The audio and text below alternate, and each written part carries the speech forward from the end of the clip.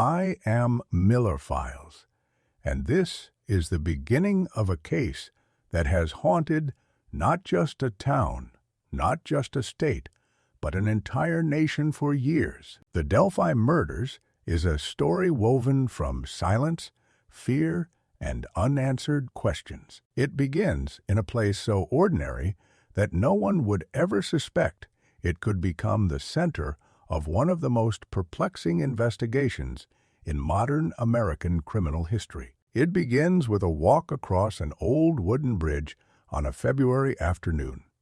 Delphi, Indiana, is a town that feels carefully folded into the gentle hills of the Midwest. There are towns that carry a certain pace, a quiet rhythm of life that moves with the same consistency as the slow current of the Deer Creek flowing nearby. Delphi is one of those places. You can live here for years and still greet the same familiar faces at the grocery store, the post office, the local diner that smells of coffee every morning. It is a place where stories rarely travel far and where crime is a stranger passing in the distance, rather than a shadow stepping into the heart of the community. But like many places we call safe, Delphi's tranquility was only a surface. The cracks had been invisible for a long time, hidden under the belief that children could wander freely without danger, that nature was a sanctuary, and that the worst thing waiting in the woods was a cold wind or a broken branch. On February 13th, 2017, the illusion shattered. The day began like any other Monday for the residents of Delphi. Winter still clung to the landscape, though the air was just warm enough for the children to play outside without layers of heavy coats. The sky was pale and spread thin across the horizon, the kind of sky that offered a softness to the day. School was out, and two young friends, Abigail Williams and Liberty German, had plans to spend the afternoon together, as so many young teenagers do, exploring the trails, taking photos, laughing about things only 13 and 14-year-olds find funny. For Abby and Libby, the Monon High Bridge was a familiar landmark, a relic of an abandoned railway line. The bridge stretched across a gorge with a quiet dignity. Many kids from Delphi had walked its length before, carefully placing their feet between the gaps in the old wood beams. It was the kind of place that invited adventure. For the two girls, it was a small escape into nature, into the feeling of being older, braver, freer. But that afternoon, something else was there, something watching them, something choosing. When I first studied this case, I spent countless hours imagining the scene. The soft crunch of gravel under shoes as the girls approached the trail entrance. Their voices rising and fading in the breeze, the excitement of getting the perfect picture to post online.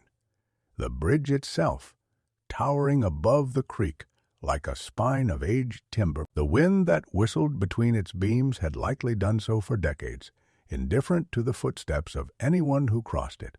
And yet, on that day, the wind carried something different, something heavy, something dark.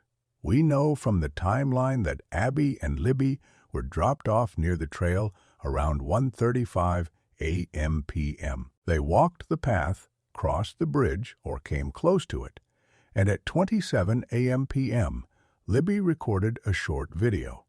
The significance of that moment did not become clear until much later. The camera captured a man approaching them, his hands in his pockets, his posture relaxed but purposeful, his steps steady on the bridge despite the uneven terrain, a silhouette that would become recognizable to millions known only as Bridge Guy. There are many cases where investigators must start with nothing. No witnesses, no recordings, no sense of direction. This case was different. The victims left behind the most haunting clue imaginable. They filmed the man who would later end their lives. They recorded his presence, his walk, and his voice. And yet, this recording would raise more questions than answers, casting a long shadow over the investigation. When I watched the footage for the first time, I did not see panic.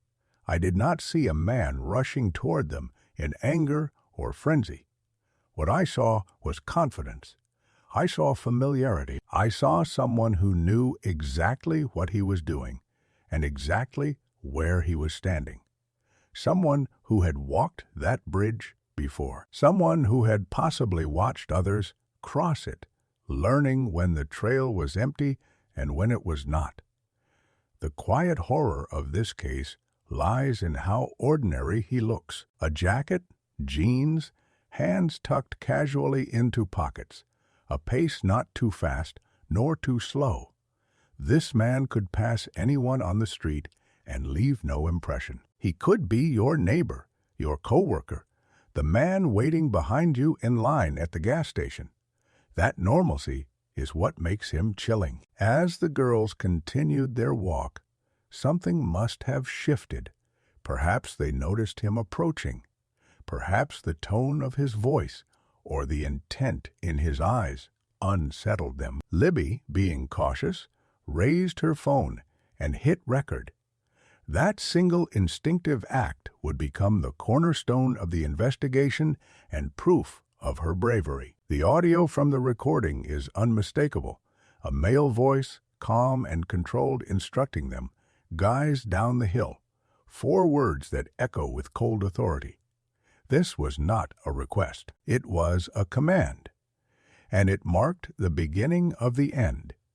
In my work, I have heard countless instructions from criminals to their victims. The trembling uncertainty of first-time offenders, the aggressive dominance of impulsive attackers, the rehearsed cadence of serial predators. The voice on that recording does not tremble. It does not yell. It does not hesitate. It gives direction. It implies power. It carries certainty. Whoever spoke those words had already decided what would happen next. The investigation into the Delphi murders began the moment the girls failed to appear at the meeting spot where family members were waiting to pick them up. Concern grew rapidly, and within hours, search teams formed, combing the area with flashlights and calling out the girls' names. Night fell heavy on Delphi that evening. Winter nights in Indiana come fast and unforgiving. Cold air wrapped the woods like a warning. People kept searching. The next day, February 14th at around noon, the bodies of Abby and Libby were found near Deer Creek, on private land not far from the trail. The discovery was devastating beyond words. What happened in the hours between that final recording and the recovery of their bodies remains one of the most closely guarded secrets in the investigation. Police have never publicly released the cause of death or the condition of the scene. But what we do know is that the investigation instantly transformed from a search for 2 missing girls into a homicide case with national attention. And the tiny town of Delphi was thrust into a nightmare from which it has not fully awakened. As an investigator, one of the first questions I ask in cases like this is simple. Why here? Why this bridge? Why these 2 girls? Was it opportunity? Was it planning? Or was it something much darker? To answer these questions, we must understand the environment. The Monon High Bridge is isolated. The trail sees light traffic, especially in the winter. From the entrance, you cannot see who is already on the bridge. Once on it, the structure offers no quick escape.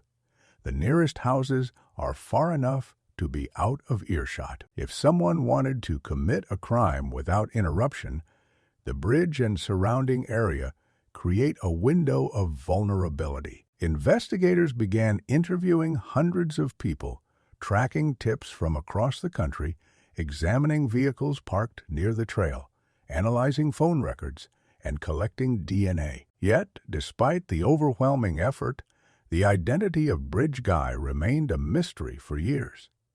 The simplicity of his appearance worked in his favor.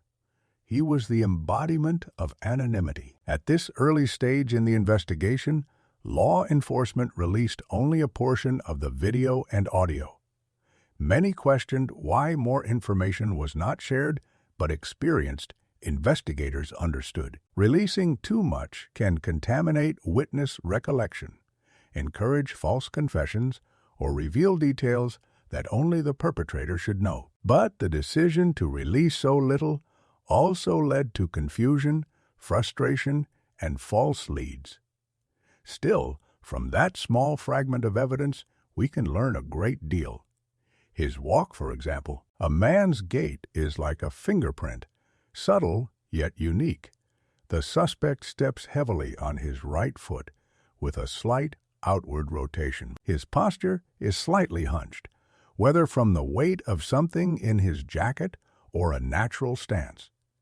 His left foot lifts a bit higher than necessary with each step. Small details that, when combined, suggest someone of middle age accustomed to physical labor or carrying weight regularly. The girl's intuition, especially Libby's decision to record, stands as a testament to their awareness.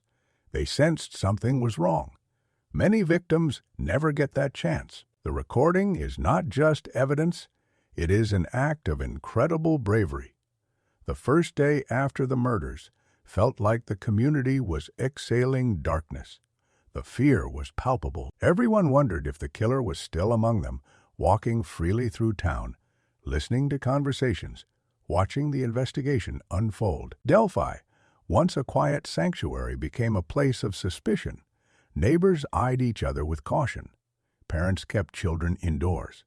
The woods that once symbolized adventure became a symbol of loss. When I interviewed residents years later, many confessed that the town never returned to the innocence it once knew.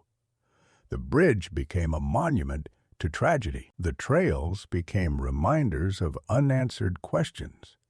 The voice saying, "Down the hill," became an echo that no one in Delphi could forget. As an investigator, I learned long ago that evil does not always present itself dramatically. Sometimes it walks with its hands in its pockets, wearing a jacket and jeans, blending into the world so seamlessly that it takes the eyes of a victim to reveal it. That is what happened on that bridge. Two young girls, armed with nothing but a phone, exposed a killer the rest of the world overlooked. Kate 1 ends with the understanding that what happened on the bridge was not an accident.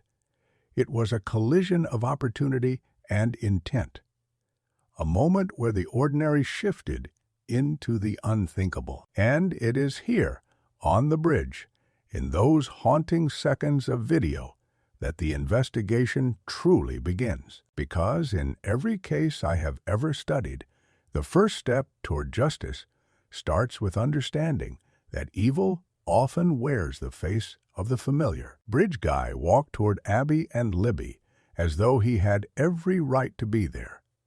But he carried with him an intent that would forever redefine the meaning of safety in Delphi. The last walk on the bridge was not just theirs, it was also his.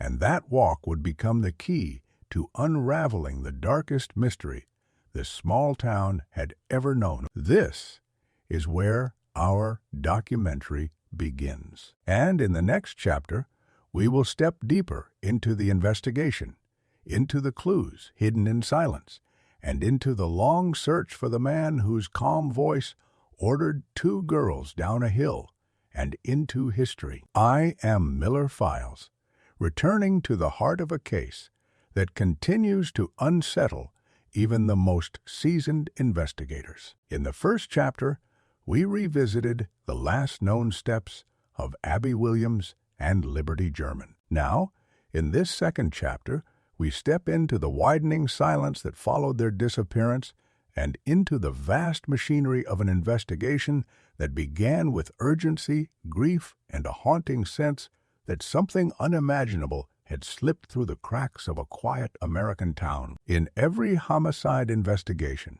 there is a moment when the world seems to stop breathing. A moment when the realization hits that the search for missing children is no longer a race against time, but a reckoning with loss. For Delphi, that moment arrived on February 14th, when searchers found the bodies of the two girls near Deer Creek. The forest, that had always been a familiar friend to families, suddenly felt hostile. The branches overhead seemed to lean in with judgment. The creek carried away the last warmth of innocence, and the cold air pressed down like a warning. The discovery was not just the confirmation of tragedy, it was a spark that ignited fear. When a crime like this unfolds in a city, people expect it, even if they do not want to. But when it happens in a town like Delphi, the shockwaves move differently. They crash into every home, every routine, and every sense of safety. Parents who once allowed their children to roam freely now clung to them with trembling hands. Windows that used to remain unlocked through the night were suddenly latched with care. Conversations in grocery aisles turned into quiet speculations about who among them might be dangerous.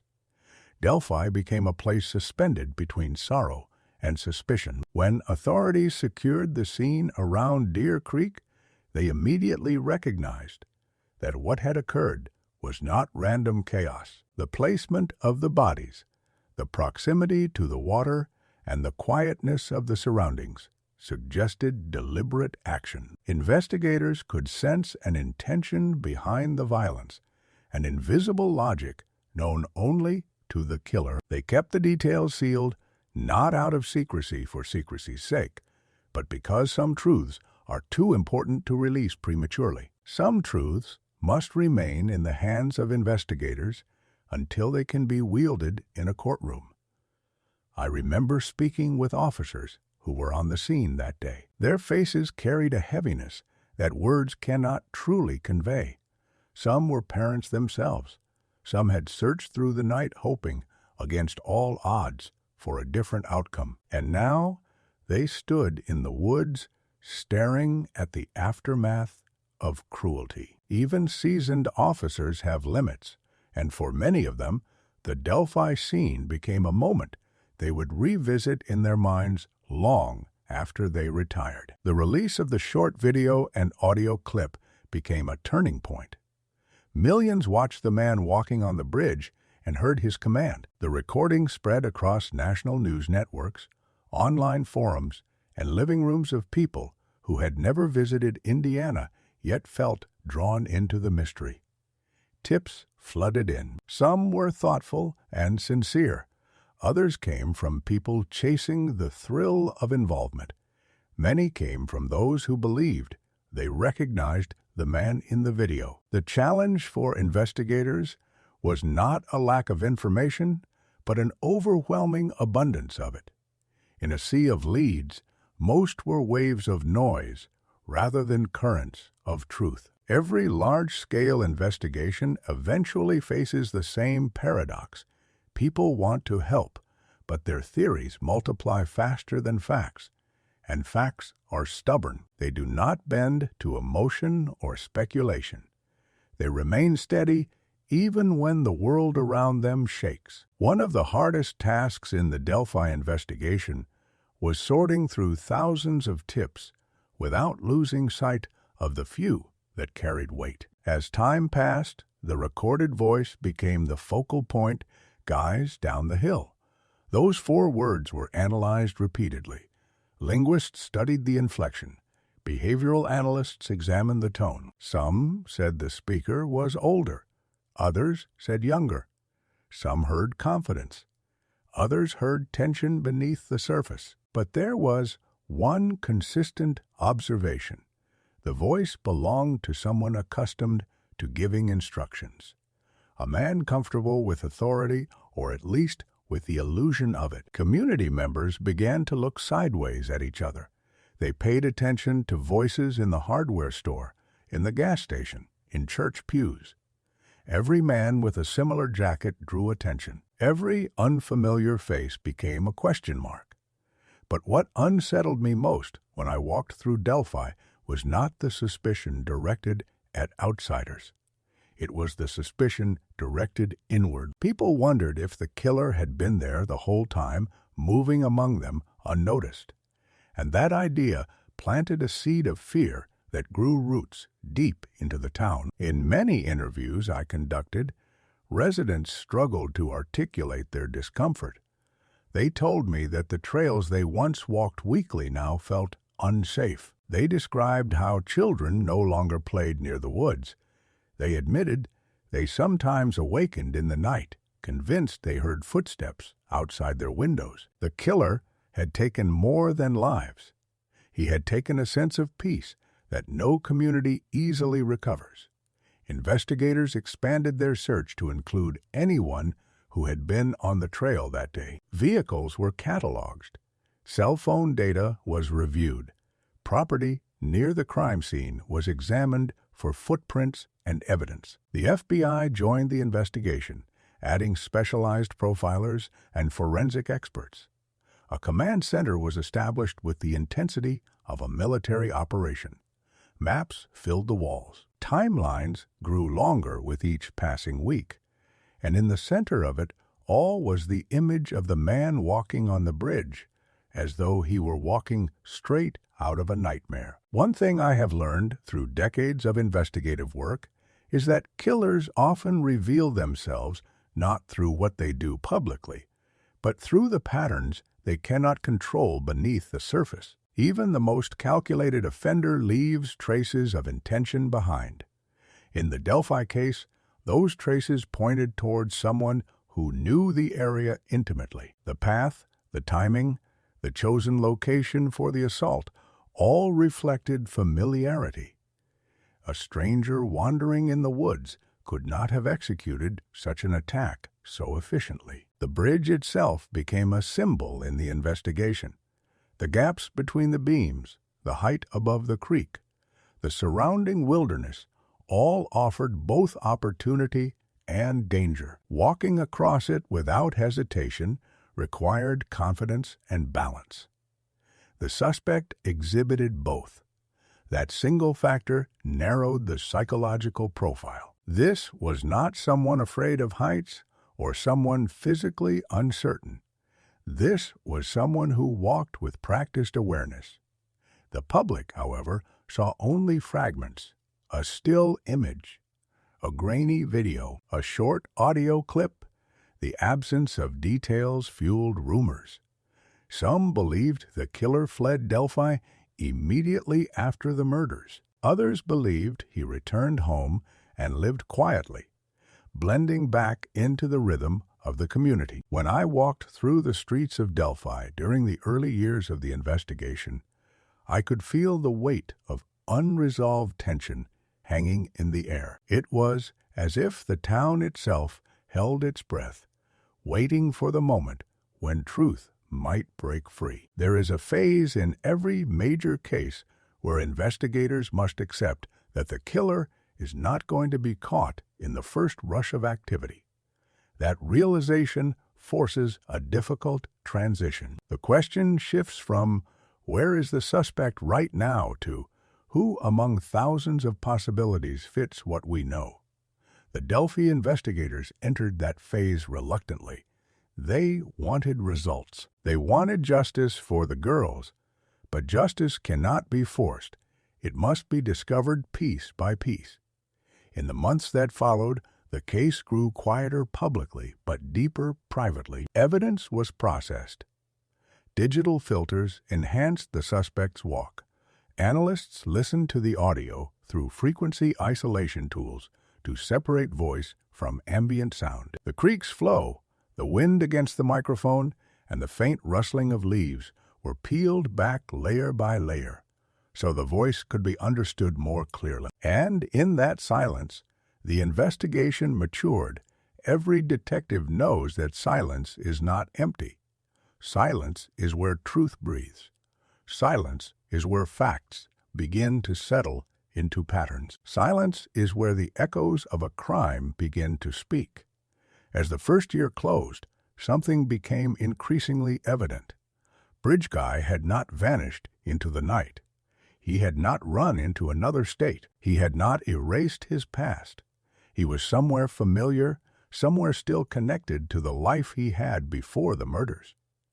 The tragedy of Delphi was not just that 2 girls were taken. It was that the killer had walked among the townspeople long enough for them to wonder whether they had unknowingly shaken his hand, passed him in the grocery aisle, or nodded politely as he held open a door. And in that silence, investigators began recognizing that the man captured in Libby's brave recording was not a ghost. He was human, fallible, and traceable. And though the road ahead was long, the echoes of that recording continued to guide them. In the next chapter, we will examine the first major break in the case, the evolution of the suspect's sketches, the early missteps, and how a single misunderstanding in the investigation would shape the next several years of the hunt for the man who walked toward 2 young girls with his hands in his pockets and his intentions set in darkness. I am Miller Files, and in this 3rd chapter we enter one of the most controversial and confusing phases of the Delphi investigation. Up to this point, we have followed the silence left behind after the murders and the early movements of investigators as they attempted to understand what happened on the Monon High Bridge. Now we turn to the moment when the investigation took its first major public step,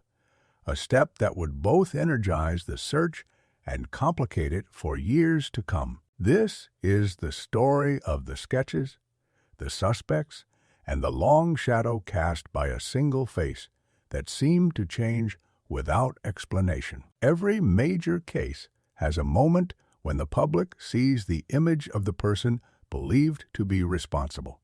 It is a ritual of sorts in American crime storytelling. A face emerges, and suddenly the unknown becomes something tangible. But in the Delphi murders, that ritual did not offer clarity. It offered confusion. The first sketch was released in the summer of 2017. It depicted a man appearing to be in his 40s or 50s, with a broad nose, a cap, facial hair, and a hardened expression that carried years of life behind it. When investigators released this portrait, they believed it reflected the best interpretation of eyewitness accounts and the limited view of the man from the recording. The town of Delphi studied the image intensely. People stared at the sketch on posters pinned to telephone poles, printed in newspapers, and taped to the windows of local shops. Parents whispered about it during school events. People scanned crowds during football games or church gatherings, searching for that familiar jawline or those heavy eyelids. But something subtle began happening beneath the surface. The sketch, instead of narrowing possibilities, expanded them. Too many men in town resembled the portrait. People turned in neighbors. They turned in relatives. They turned in co-workers. Some did so out of genuine concern, others out of fear, a few out of paranoia. But the hardest part for investigators was realizing that most of these tips led nowhere. The sketch was not precise enough to cut through the noise. As months passed, the investigation absorbed thousands of man-hours and sifted through countless names. But the suspect remained a ghost. There were moments of hope. A man in another state who vaguely resembled the sketch. A drifter reported near the trail on the day of the murder.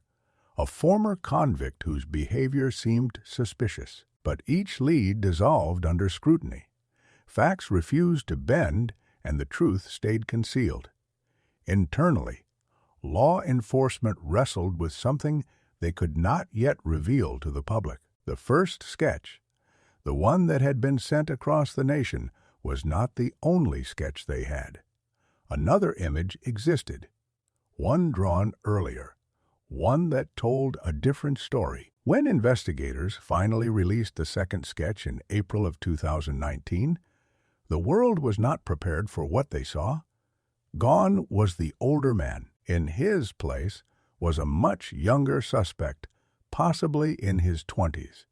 His jawline was smoother, his expression sharper. His features suggested someone athletic, perhaps lean, perhaps more agile than the man depicted previously. And most startling of all, investigators stated that this new sketch was now the primary one. The public reacted with shock, anger, and confusion. People demanded explanations. Some believed investigators had made a mistake releasing the first sketch. Others thought the second sketch was a misdirection. The tension grew as people realized the illustrations looked like two completely different men who could not be the same person unless the passage of time or lighting warped reality itself. But from an investigator's perspective, the confusion had a reason. Sketches are not photographs. They are interpretations of memory, and memory is fragile, especially under stress. Adding to the complexity, the eyewitness account used for the first sketch may not have come from someone who observed the suspect as clearly as hoped. The second sketch, according to investigators, was actually the earlier drawing created closer to the time of the crime, but held back for reasons that remain partially concealed to this day. The release of the second sketch marked a turning point, not just in the investigation, but in the community's relationship with the case. People who once believed they knew what to look for now felt blindsided. The familiar face of the older man faded, replaced by a younger version who seemed to carry a colder intensity. The shift also revived hope in some corners. A younger suspect meant a broader timeline to investigate, including individuals who might still be active in the area or maintaining the same habits and routines. I spent time analyzing both sketches, comparing bone structure, eye placement, the angle of the ears, the subtle cues that artists rely on when reconstructing a face from human memory. While the two portraits looked drastically different, they shared something haunting: a hardness in the eyes, a slight tension around the mouth, a rigidity in the expression that suggested someone accustomed to concealment, someone who carried secrets the way others carry burdens, someone who could blend effortlessly into the background, because blending had become a survival skill. The sketches were not the only issues that complicated the investigation. Another phenomenon emerged that plagues many high-profile cases: false confessions and malicious tips. Individuals from across the country began inserting themselves into the case. Some claimed to have seen the suspect. Some claimed to know him. A few even claimed responsibility for the murders. Investigators had to disentangle truth from attention-seeking behavior. Criminal psychology teaches us that certain individuals are drawn to the gravity of a famous crime. They see opportunity in tragedy, a chance to feel important or feared or relevant. These false leads drain resources, unsettle families, and sometimes distort the direction of public perception. Delphi was not immune to this. The inboxes and phone lines of police agencies overflowed with stories, many of them fabricated. Another challenge arose from the early assumption that the killer was not local. Many in the town held tightly to the belief that no one from Delphi could have committed such a crime. That belief shaped conversations, theories, and even investigative paths. But assumptions are dangerous in detective work. They build walls where doors should be. To me, the behavior captured in the recording felt local, comfortable, too calm for someone unfamiliar with the terrain. The walk across the uneven bridge, the timing of the attack, the choice of the secluded area all hinted at someone who understood the landscape intimately. Still, the sketches, regardless of their differences, served a purpose. They kept the case alive in the public eye. They reminded people that Abby and Libby deserved justice. They pressured the killer by ensuring he could not fully disappear into obscurity. And sometimes, in an investigation, pressure alone becomes a tool. Years passed. Many suspected the case had gone cold, but behind closed doors, the investigation continued evolving. DNA testing advanced, behavioral profiles deepened. The FBI refined models that predicted offender characteristics. And, most importantly, the evidence collected in 2017 evidence that had been preserved meticulously began to speak through the lens of new technology. In this chapter, the investigation enters its most uncertain period, a period defined by conflicting faces, mutating theories, and a community struggling to hold on to its unity. Yet, beneath the confusion, quiet progress was being made. Investigators were sifting through details that the public never saw, drawing connections invisible to outsiders. And so, the ghostly face from the bridge began changing shape, not because investigators were lost, but because they were learning to strip away illusions, learning to listen for truths hidden beneath fear, learning to follow a trail that refused to reveal itself easily.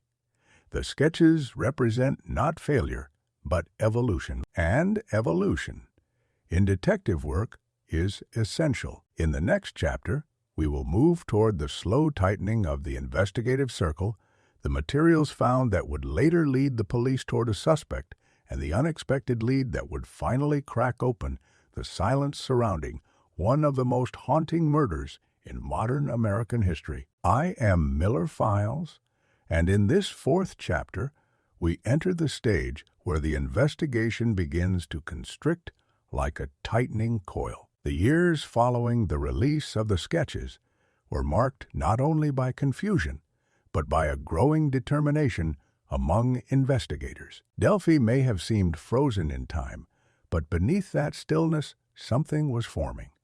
Patterns were emerging.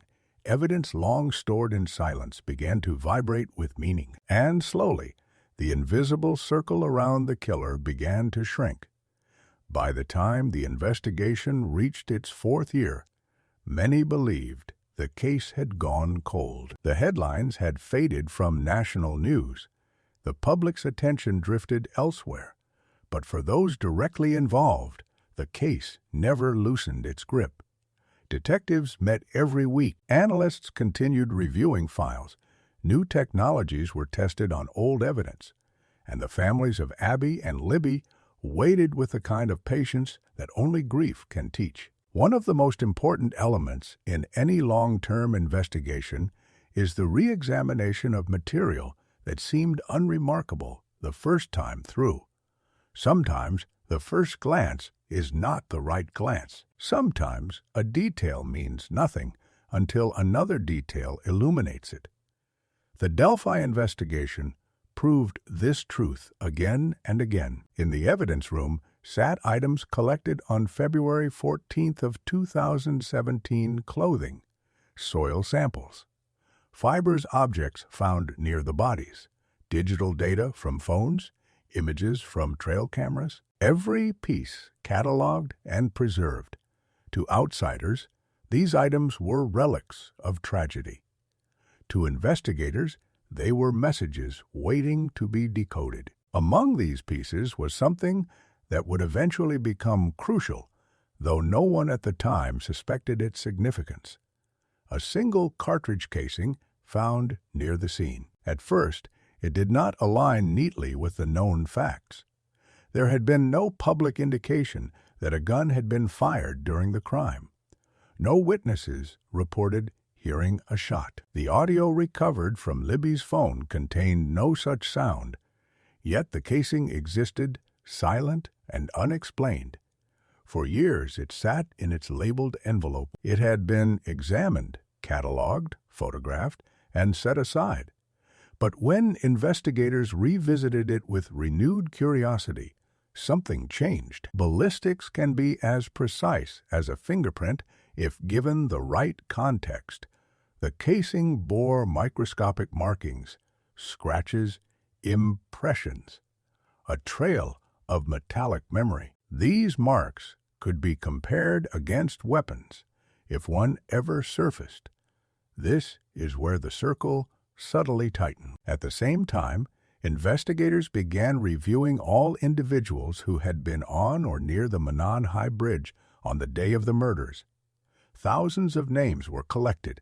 Some were cleared quickly. Others took months to rule out. Among these names was a man who had given a brief statement early in the investigation. A man who said he had been on the trail that day. A man who had gone home to his quiet life afterward. A man who had never been considered a primary suspect. His name was Richard Allen. He was not a drifter. He was not a stranger. He lived in Delphi, worked in Delphi, shopped in Delphi. He was the definition of ordinary, the kind of man who could walk through any town in America without drawing a second glance. That ordinariness had shielded him for years. His initial statement in 2017 had been simple. He had been at the trail. He had seen the girls from a distance. He had gone home. At the time, investigators saw nothing unusual. There were many people on the trails that week. Yet, when the investigation was revisited with new leadership, new technology, and new momentum, Allen's presence near the scene began to feel different. The reinvestigation into Allen was methodical. His home was searched, his possessions reviewed, and then, sitting quietly among his belongings, investigators found a firearm. Not an unusual model, not a rare weapon, just an ordinary handgun owned by an ordinary man. But when that firearm was analyzed, the ballistics team found something that sent ripples through the investigation. The microscopic markings on the weapon's chamber and firing mechanism matched those on the cartridge casing found near the crime scene. Matches like this do not happen by chance. The casing and the firearm had met before. The marks told that story. Investigators now faced a possibility they had not expected. The killer may not have vanished. He may not have been a shadow drifting through the woods. He may have been a neighbor, a man who had once stood in line at a grocery store behind the families of the victims, a man who blended into the community so well that he became invisible. But even with this discovery, the investigation did not jump to conclusions. Good investigators understand the difference between possibility and certainty. They began reviewing Allen's timeline, his movements that day, his behavior, the way he had spoken about the case in the years that followed. What emerged was a portrait of someone who had quietly lived under the radar, someone who never attempted to leave town, someone who did not significantly alter his habits, someone who existed within the community like a stone, hidden beneath a stream, unmoved by the currents above it. Meanwhile, the investigators began to reconsider the physical behavior of the suspect in the video, the shape of his body, the slope of his shoulders, the way he placed his feet. These small human details, once blurred, now came into sharper focus when compared to Allen. It was not proof, but it was alignment, and alignment matters. The case that had once felt like a puzzle with too many missing pieces now began revealing its edges. At the same time, the community of Delphi sensed a shift. Rumors quietly surfaced. Unmarked vehicles were seen near a particular home. People spoke in hushed tones. Something was happening, but no one could name it.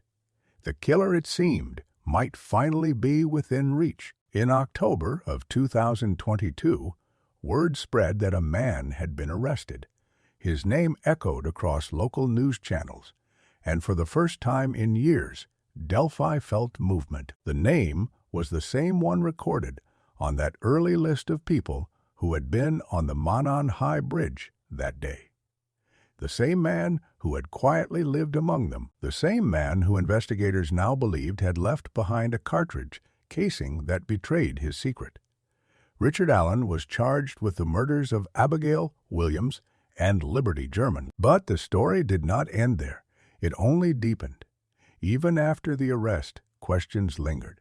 Did he act alone? What was the motive? Why the strange staging of the scene? Why the calm voice? Why the steady walk? Why Delphi? Why Delphi? Why those two girls? In every investigation, the arrest marks a milestone, not a finish line. Allen now sat behind bars, but the courtroom battles, the legal arguments, the contested evidence, and the cross-examinations were still ahead. Investigators believed they had finally found the man in the video, but justice must move through the channels of due process. And so, the town waited once more. The circle has tightened, but the truth still has shadows. The suspect is named, but the answers remain incomplete. And in cases like this, the final stage is always the hardest. In the next chapter, we will examine the fallout of the arrest, the public reaction, the legal challenges, and the deeper psychological questions that surround the man believed to be Bridge Guy. And we will explore why the Delphi murders continue to haunt America, even now, years after two young girls walked into the woods and encountered a man whose intentions were carved in silence. I am Miller Files, and in this final chapter, we step into the uncertain landscape that follows every major arrest. The moment a suspect is named, the world often believes the case is resolved. But any investigator knows that an arrest is only the beginning of a new kind of battle. A battle fought in courtrooms, in legal filings, in psychological evaluations, and in the collective conscience of a community. The Delphi murders, even with an accused man behind bars, continue to echo through the lives of those who lived through the nightmare and through the hearts of millions who followed the case from afar. Justice is not a destination. It is a weight carried slowly toward truth. When Richard Allen was formally charged, a wave rippled through Delphi. The news traveled quickly, passing from house to house like a sudden storm rolling across flat land. Some residents cried in relief. Others whispered doubts. Many wondered how they had lived alongside a man who, according to investigators, may have walked toward two young girls with a chilling sense of control. For the families of Abby and Libby, the arrest brought both solace and sorrow. There was comfort in progress, yet grief resurfaced with new force as the details of the case re-entered the public sphere. As the legal proceedings began, the world learned more about Allen. He was a pharmacy technician, a husband, a father, a man with no major criminal record, a man who had worked in Delphi for years and had helped thousands of people in his job. That contrast unsettled the community deeply. It forced them to confront a truth that society tries to avoid, that evil does not always announce itself with violence or menace. Sometimes it hides beneath routines so ordinary that no one ever thinks to look deeper.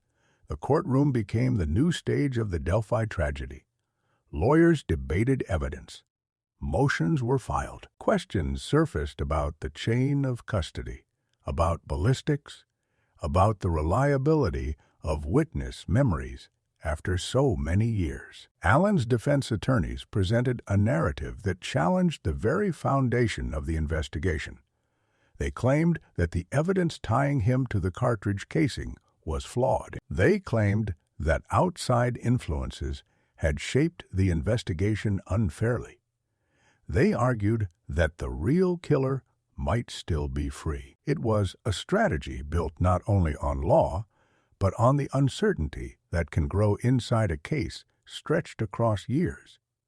Such legal battles are not unusual in cases of this magnitude. When the public has waited years for answers, the courtroom becomes a crucible where fact and fear collide. The prosecution must prove guilt with clarity.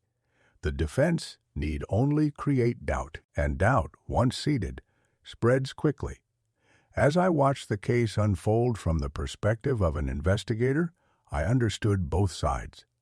Evidence is powerful, but it is also fragile. It must be protected, interpreted carefully, and presented in a way that withstands scrutiny. Even microscopic markings on a bullet casing or the shape of a walk recorded on a teenager's phone must be placed in context. They cannot stand alone. They must be part of a larger story that reveals intent, opportunity, and action. Beyond the courtroom, the emotional weight of the case continued to press on Delphi. Parents still hesitated before letting their children walk alone. Many avoided the Monon High Bridge, unable to walk the same planks where the two girls had taken their final steps. The trails surrounding the bridge remained quiet, and some residents began to treat the area like sacred ground, a place preserved by grief. But something else also happened in Delphi. A form of resilience began to take shape. Memorials were built. Community events honored Abby and Libby's lives rather than their deaths. People gathered not only to mourn, but to remind each other that tragedy cannot erase humanity. In the face of darkness, they chose to speak of light. It is a difficult choice, but an essential one. From an investigative standpoint, one of the most critical questions remained: what was the motive? Most violent crimes reveal themselves through patterns of behavior: jealousy, financial stress, revenge, impulse. But the Delphi murders carried a chilling absence of such clarity. The crime scene suggested staging. The killer displayed both control and ritualistic behavior. It was not random, yet it lacked a clear personal connection to the victims. Criminal psychologists proposed theories. Some suggested a need for dominance.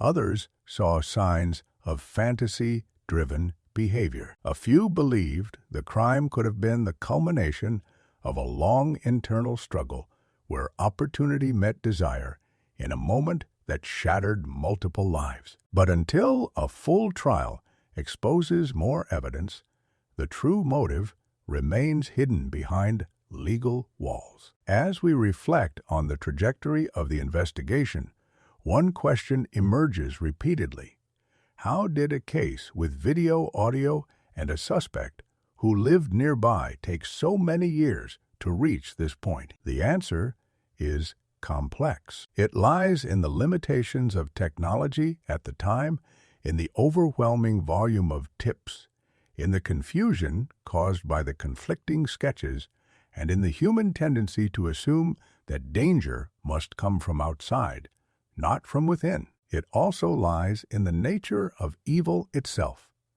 Evil rarely moves in straight lines. It hides in ambiguity.